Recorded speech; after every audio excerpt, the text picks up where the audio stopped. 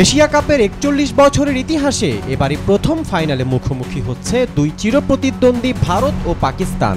আজ রাত 8:30টায় শিরোপা লড়াইয়ে নামবে দুই চিরপ্রতিদ্বন্দ্বী। ক্রিকেট ভক্তদের কাছে এটি এক মহারণ।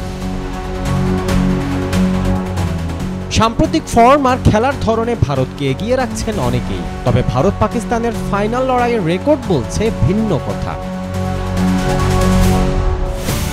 ১৯৮৫ সালের ওয়ার্ল্ড চ্যাম্পিয়নশিপ থেকে ২০১৭ সালের চ্যাম্পিয়ন্স ট্রফি পর্যন্ত দুই দল মোট ১০ বার মুখোমুখি হয়েছে ফাইনালে। এর মধ্যে পাকিস্তান জিতেছে ৭ বার, ভারত ৩ বার।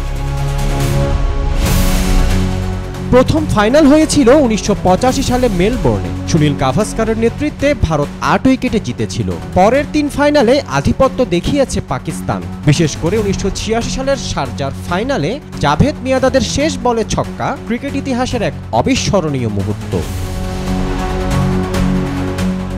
ঢাকায় ১৯৯৪ সালে ইন্ডিপেন্ডেন্ট কাপে ভারত জিতেছিল ৩ উইকেটে, তবে ১৯৯৯ সালে আবারও পাকিস্তান জয় পায় বেঙ্গালুরু ও শারজাতে।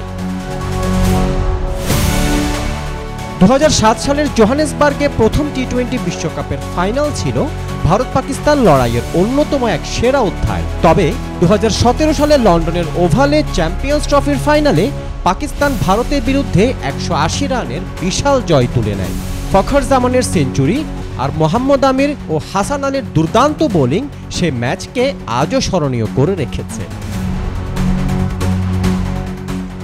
এশিয়া কাপের প্রথম ভারত পাকিস্তান ফাইনালে তাই দুই দলের পরিসংখ্যান যেমন পাকিস্তানকে এগিয়ে রাখছে, তেমনি সাম্প্রতিক ফর্ম ভারতকে করছে ফেভারিট। ক্রিকেট বিশ্ব তাকিয়ে আছে আজকের মহারণে।